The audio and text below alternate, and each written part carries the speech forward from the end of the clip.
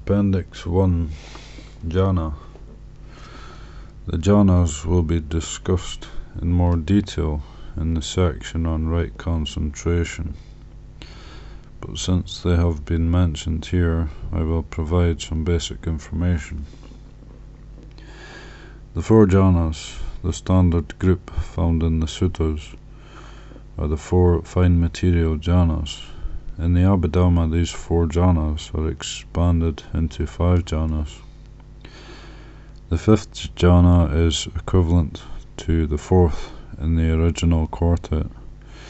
The quartet is called Jhana Gatu Kanaya, the quintet jhana Pancha Kanaya. Jhana focused attention meditation is a state of heightened concentration of the mind being one-pointed on an object. There are different levels of this concentration based on refinement, depth and strength. These levels can be determined by the mental qualities present during these periods of concentration.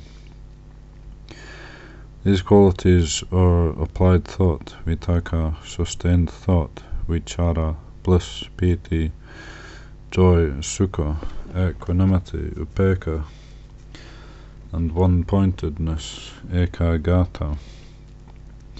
The 4 fine material jhanas have the following qualities. 1. First jhana, applied thought, sustained thought, bliss, joy, and one-pointedness. 2. Second jhana, bliss, joy, and one-pointedness. 3. Third jhana, joy and one-pointedness. 4. Fourth jhana, equanimity and one-pointedness. The jhanas higher than these are the formless jhanas, arupa jhana. The formless jhanas have the qualities of equanimity and one-pointedness, but are increasingly more refined depending on the objects of concentration. For more detail, see the section on Vimokkha, levels 4 to 7. The term jhana can be used in a broad sense for focus, examination, or pondering. Sometimes it is used in a negative sense for an activity criticized by the Buddha. For example, it can be a way of harboring the 5 hindrances: lust, malice, despondency, agitation, and doubt in the heart. To allow these hindrances to gnaw away at the mind in a state of brooding is also called jhana. Jhana is also used in the verb form for animals. For example, an owl staring at a mouse or a fox hunting for fish. Sometimes it is used in the context of vipassana meditation, meaning investigation or reflection, and the commentaries occasionally divide jhana into 2 types: the focusing of an object in samatha meditation at Ramanupanijana equals 8 jhana samapatti, and the reflection giving rise to insight into the 3 characteristics Lakanupanijana equals vipassana.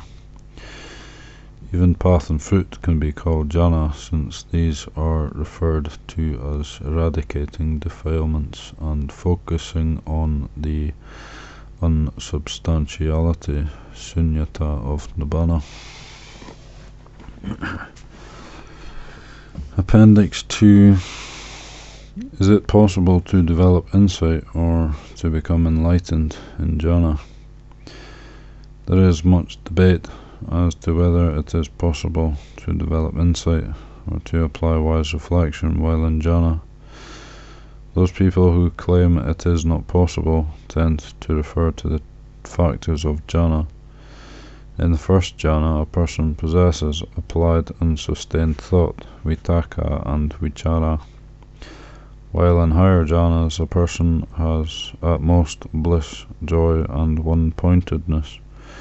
So in the case, how can someone be engaged in thinking or reflection?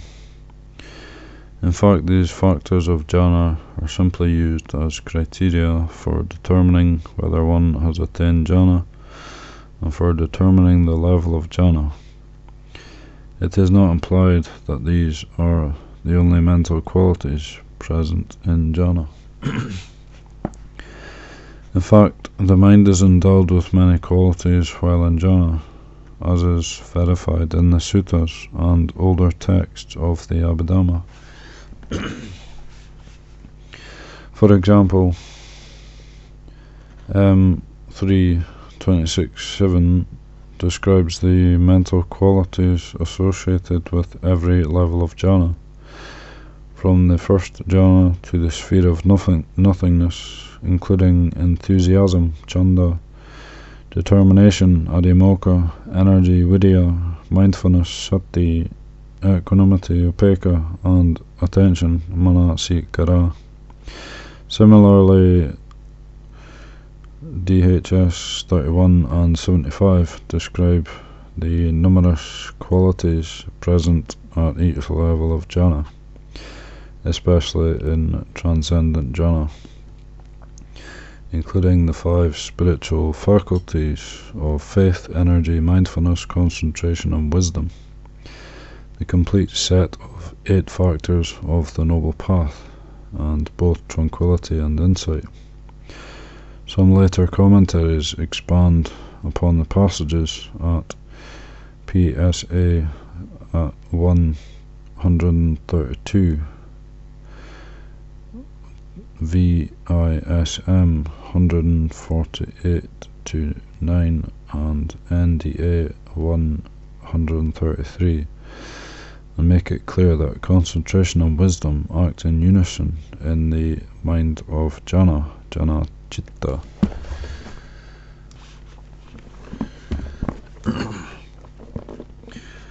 The reason that applied and sustained thought are absent in higher jhanas is because the mind is firmly established and greatly empowered. It is not necessary to turn attention vitakka to objects in the mind or to sustain attention vichara on these objects. The reflection present in the mind excels these modes of attention. The Visuddhimagga describes the development of insight in this way.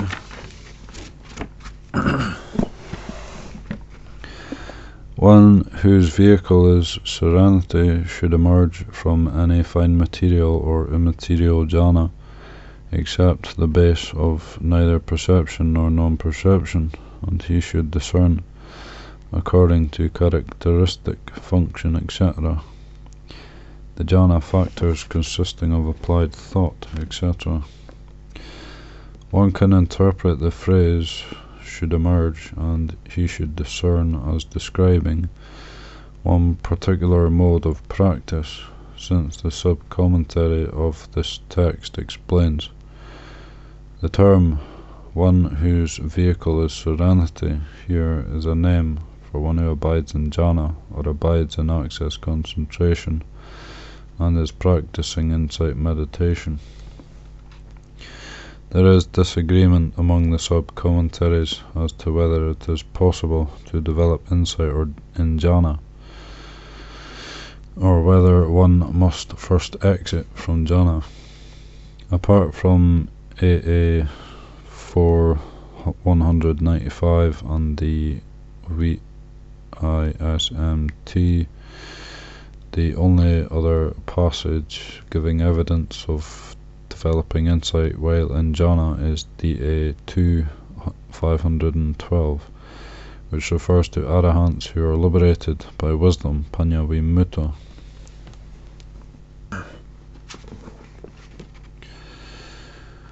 There are 5 kinds of persons liberated by wisdom: the pure insight practitioner, and those who dwell in one of the 4 jhanas. For example, the first jhana and realize arahantship. All remaining passages describe first exiting from jhana, especially when referring directly to the development of insight. The descriptions are similar. For example, having dwelled in and emerged from jhana, one reflects on the factors of jhana and associated qualities.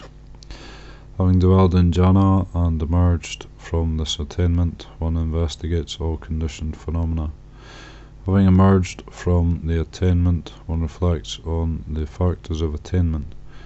Having emerged from jhana, one reflects on the qualities of jhana. Taking these passages as a whole, the commentarial opinion is generally that if one enters jhana, one must first exit in order to develop insight.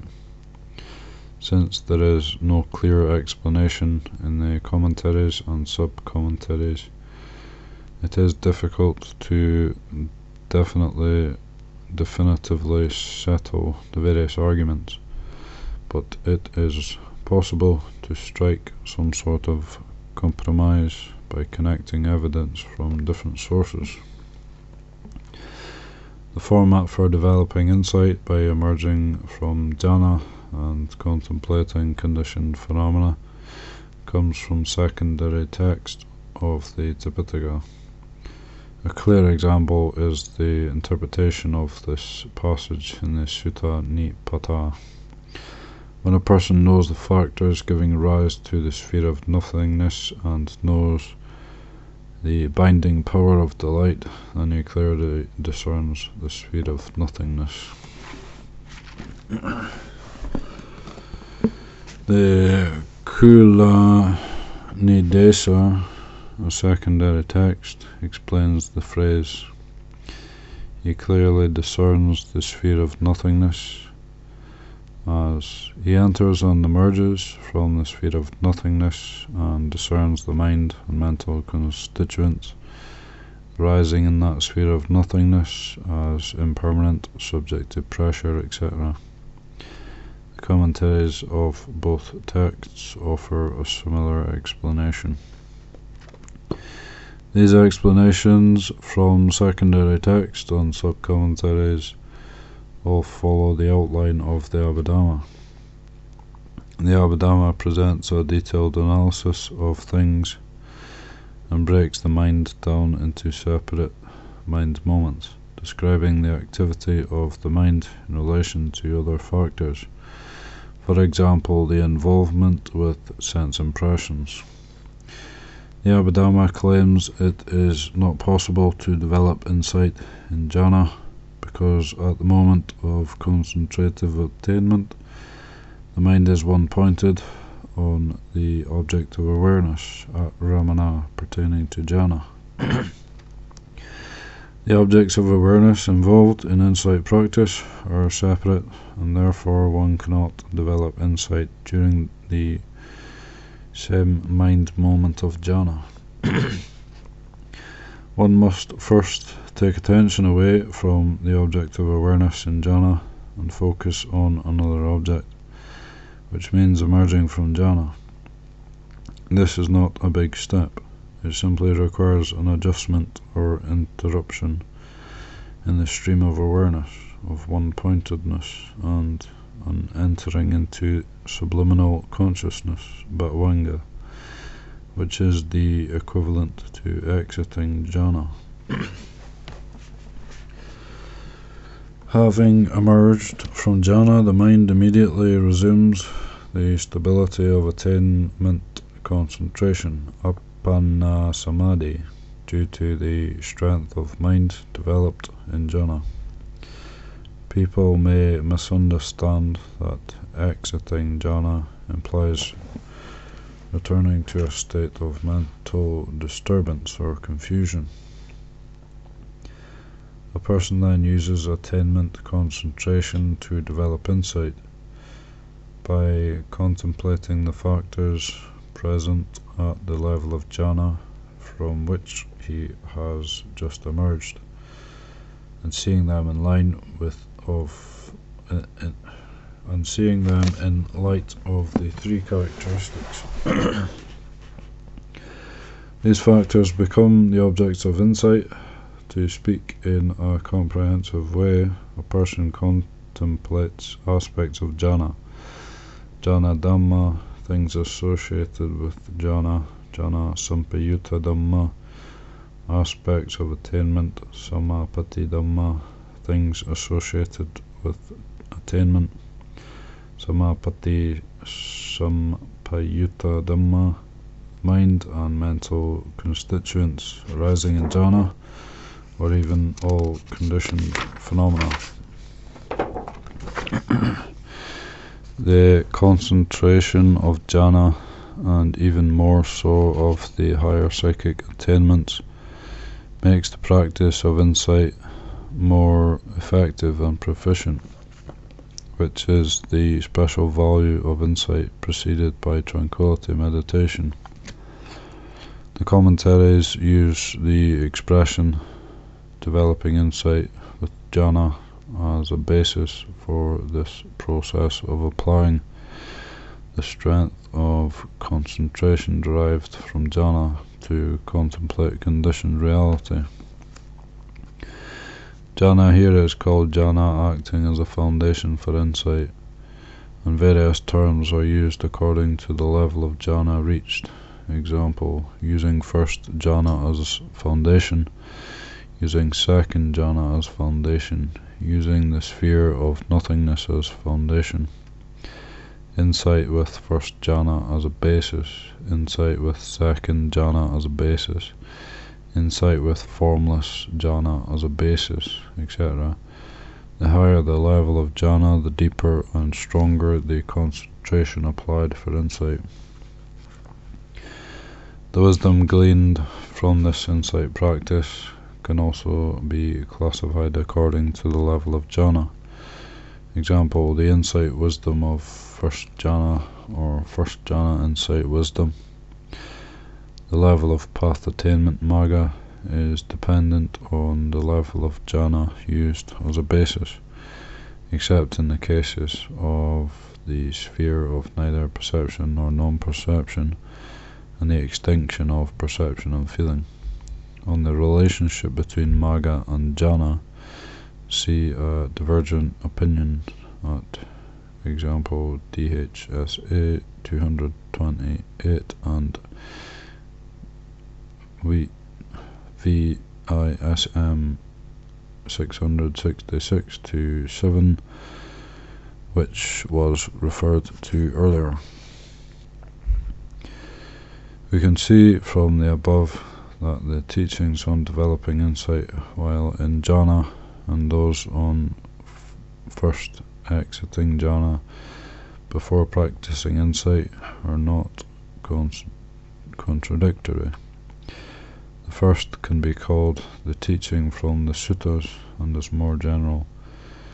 In this teaching, the word jhana refers to both the actual state of jhana and to the stability of mind generated by the power of jhana. The expression developing insight in jhana refers to entering jhana and then using the strength of jhana to practice insight. The second can be called the teaching of the Abhidhamma and is more specific.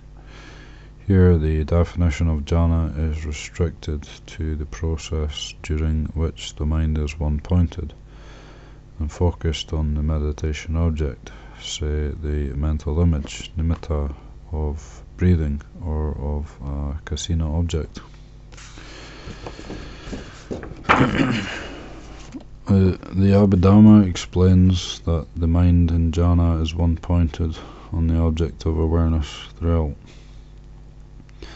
When the mind begins to apply wisdom for contemplation, the focus of awareness must move from that original object. The Abhidhamma distinguishes the state of mind strengthened by jhana as a separate process, one of releasing the object of tranquility and exiting jhana. Although they grant that the mind is still exceptionally concentrated, The practitioner uses this strength of mind to develop insight and turns to the jhana just exited along with its attributes.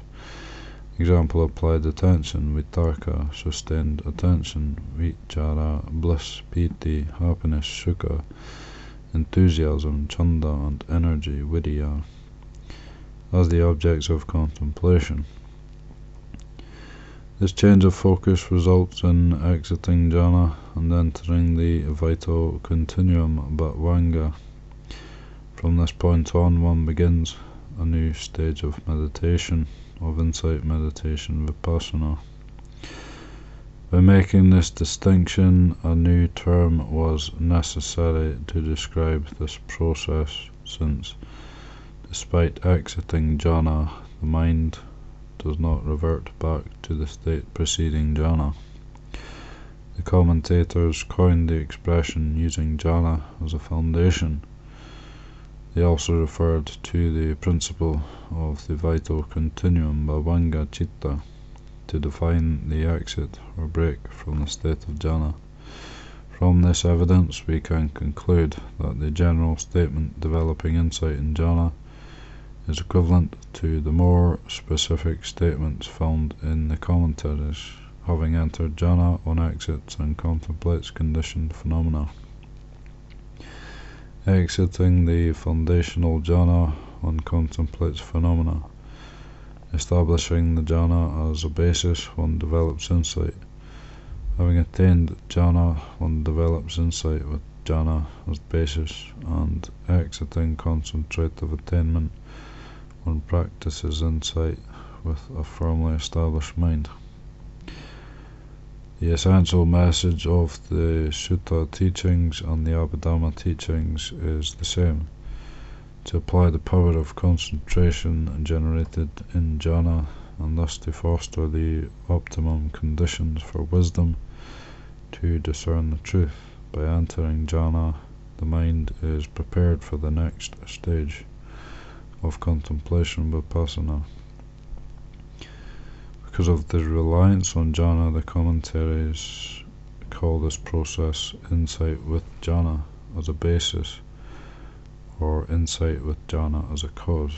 This explanation is consonant with the frequently mentioned sutta passage: when my concentrated mind was thus purified, bright, malleable, wieldy, steady, I directed it to knowledge. With jhana, a person thus prepares the mind for engagement. The state of mind is called resolute, biniharakama, and it leads to ever loftier attainments. Based on sutta passages, the commentators attribute 8 qualities to this state of mind.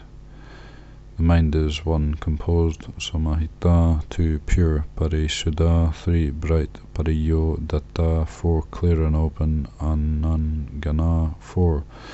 Free of blemish, vigatu pakidesa; 5. Malleable, mudu bhuta; 6. Fit for work, kama niya; 7. Steadfast, tita; and 8. Imperturbable, anenjapata. In any case, someone who attains jhana but does not use it as a basis for insight will only develop insight with the assistance of access, upachara, or momentary kanika concentration. This will be similar to someone who develops insight without having ever attained jhana. Appendix 3.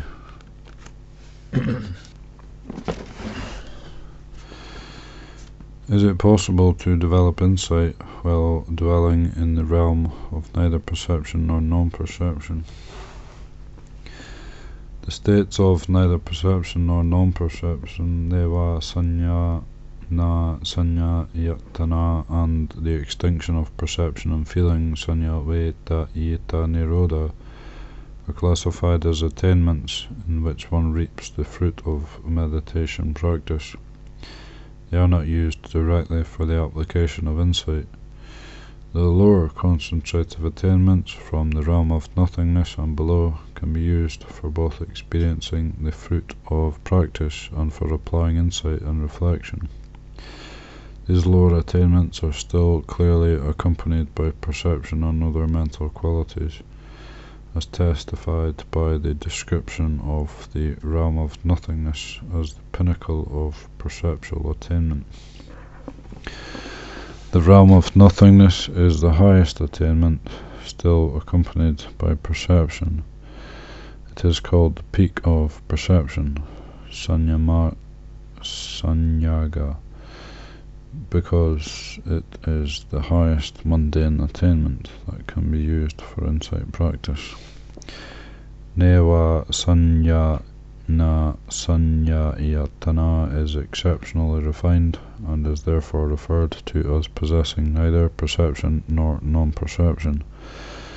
Another name for this state is the attainment of residual formations, sankhara va sesa samapati. Because the conditioned attributes of this state are of a most subtle nature, in most cases these attributes are insufficiently distinct or coarse for insight practice, let alone developing insight while abiding in this state. It is almost impossible to contemplate the attributes even after exiting. It requires at least the level of wisdom of someone like Venerable Sariputta, and even he was only able to contemplate them as a group. Kalapa vipassana. Only Buddhas are capable of discerning and analyzing each individual attributes. Anupada vipassana. The scriptures refer to the 8 concentrative attainments, samapati, as basis for insight, basis for the fruits of attainment, and collectively as a basis for the attainment of cessation. This is not the case with the realm of neither perception nor non-perception, which does not function in an active way. This is seen clearly in relation to the attainment of cessation, for which the active attainment is the realm of nothingness. Although the realm of neither perception nor non-perception is an essential intermediate stage, it acts more as a corridor. Even if one has attained the gradual stages of concentration up to the realm of neither perception nor non-perception, one will be unable to enter the attainment of cessation if one has not prepared the mind adequately between the realm of nothingness and the realm of neither perception nor non-perception, and one will have to return to the realm of nothingness to fulfill this prerequisite.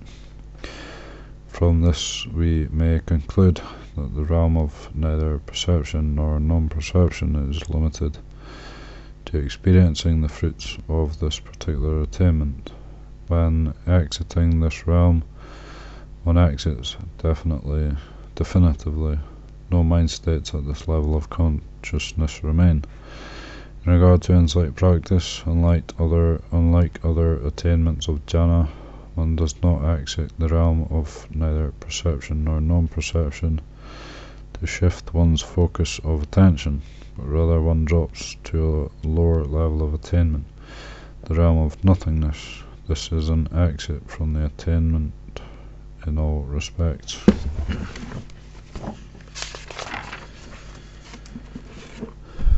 As a preliminary to insight practice, the suttas therefore use the expression exiting the realm of neither perception nor non-perception.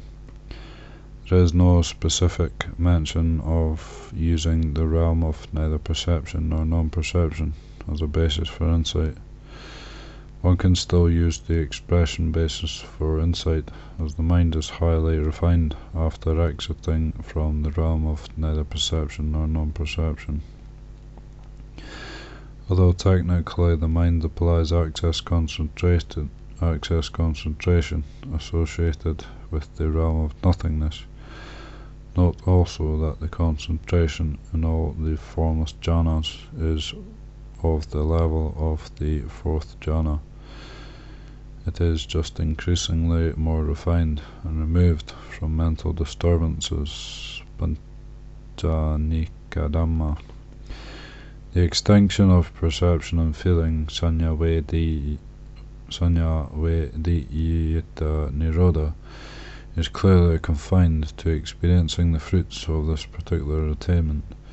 It is not possible to develop insight while in this state, since no perceptions or feelings, along with other aggregates, khandha, accompany this attainment that can be a focus for contemplation. A unique characteristic of this state is that it is the only attainment, samapatti, that is not classified as concentration samadhi, a fact that corroborates the assertion that one must first exit this state to develop insight.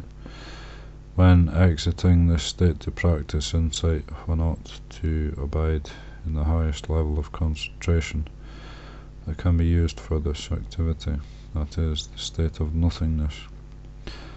One can use any level of concentration, including momentary concentration, kanika samadhi, which is not even a level of jhana, since someone who has reached a higher level of attainment has mastery over lower levels. In any case, although the extinction of perception and feeling cannot directly be used to develop insight, accessing this attainment greatly refines the mind and has tremendous benefits for spiritual practice. Appendix 4. The mind moment at realization of path and fruit. Several commentarial passages address the teaching that at the moment of realizing arahantship, the mind must reach attainment concentration, appamana samadhi equals jhana. Even for someone who has never previously entered jhana, following the model of the Abhidhamma, these passages outline the sequence of the mind's activity at the moment of realizing path and fruit, for one who uses insight as a vehicle. Vipassana yanika. This outline can be illustrated thus. These numbers in parenthesis refer to as distinct mind moments.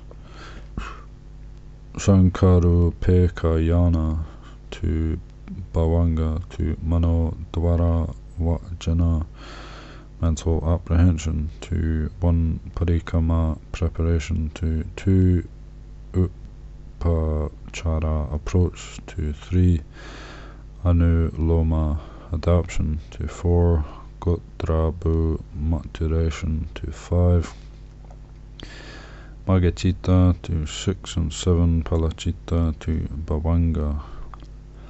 Alternatively, Sankarupekayana to Bhavanga to Mano Dvara Vajana, to 1 Upachara, to 2 Anuloma, to 3 Gotrabhu, to 4 Magacita, to 5, 6, 7 Palachita to Bhavanga. The process following from the first Bhavanga and including maturation is called sense sphere impulsion. Kama Vachara Jatwana. As a pair, Maga and Palachita are called transcendent attainment impulsion. Lokuttara Appanna Jatwana.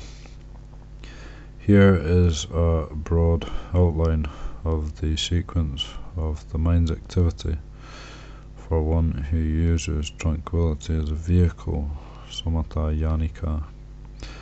Bhavanga to yanaviti, consciousness process of knowledge, to Bhavanga to vipassana viti, consciousness process of insight, to Bhavanga to magga viti, to Bhavanga.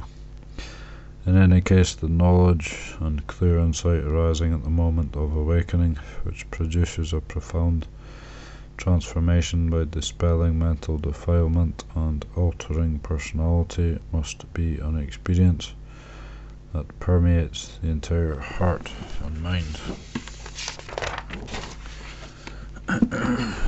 Appendix 5. Non-returners after death. The Abhidhamma states that after death non-returners reappear in the pure abodes, Suddhavasa, and classifies the pure abodes as a realm of the fourth jhana. The Abhidhamma-vini, however, explains that non-returners will appear in a realm corresponding to their particular level of jhana. The only fixed rule is that the pure abodes are exclusively for non-returners. This raises the doubt as to how the non-returners, example those mentioned in the Visuddhimagga and Visuddhimagga Mahatika, who are pure insight practitioners, Sudha Vipassana Yanika or Sukha Vipassaka, and do not attain the fourth jhana, can appear in the pure abodes. The Abhidhamma-vini responds to this doubt by saying, although those non-returners are pure insight practitioners, at the time of death they invariably generate the attainments samapatti, because they have developed concentration completely. In any case, suttas of the Pali Canon confirm that non-returners who have reached any of the first four jhanas all reappear in the pure abodes. Here too the commentaries explain that these non-returners attain the fourth jhana before reappearing in the pure abodes.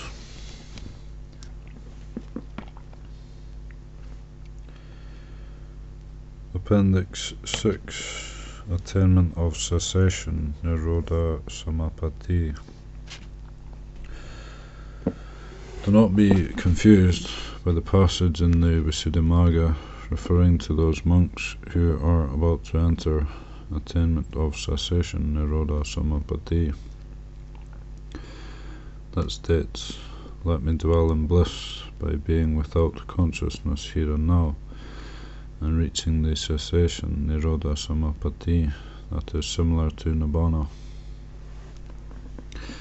The Visuddhimagga Mahatika explains this passage as attainment of cessation is similar to attaining Nibbana with no remaining fuel, Anupadesesa Nibbana. A person in this attainment has no perception and feeling, and resembles someone who has died. The above passage does not imply that attainment of cessation is the same as Nibbana. Rather, one relies on Nirodha Samapatti in order to realize Nibbana. It is one means of coming into contact with Nibbana. It is normal for awakened people to regularly be in contact with Nibbana. While abiding in fruition attainment Pala Samapatti, noble beings of all stages fix Nibbana as their object of awareness. A passage in the Anguttara Nikaya states, a monk attains the extinction of perception and feeling, and by seeing with wisdom the taints are destroyed. This is visible Nibbana, Dittadhamma Nibbana, directly Nipariyaya, here extinction of perception and feeling. Sanya Vedayita Nirodha is not Nibbana but a basis for which to realize Nibbana. Nibbana is equal to the destruction of the taints. Additional suttas state that the 8th Vimokkha, note that Nirodha Samapatti is a kind of Vimokkha to be realized with the body, while the end of the Asava, a definition of Nibbana, is to be realized by wisdom. A passage in the Samyutta Nikaya states, For one who has attained the cessation of perception and feeling have ceased. For a bhikkhu whose tents are destroyed, lust, hatred, and delusion have ceased. Note also that at the Buddha's parinibbana, he entered the progressive abidings of concentrative attainment. Anapubha vihara samapatti, from the first jhana up to the extinction of perception and feeling. But he did not enter final nibbana in nirodha samapatti. He gradually returned to the first jhana and then entered successive jhanas up to the fourth jhana, at which point he attained final nibbana.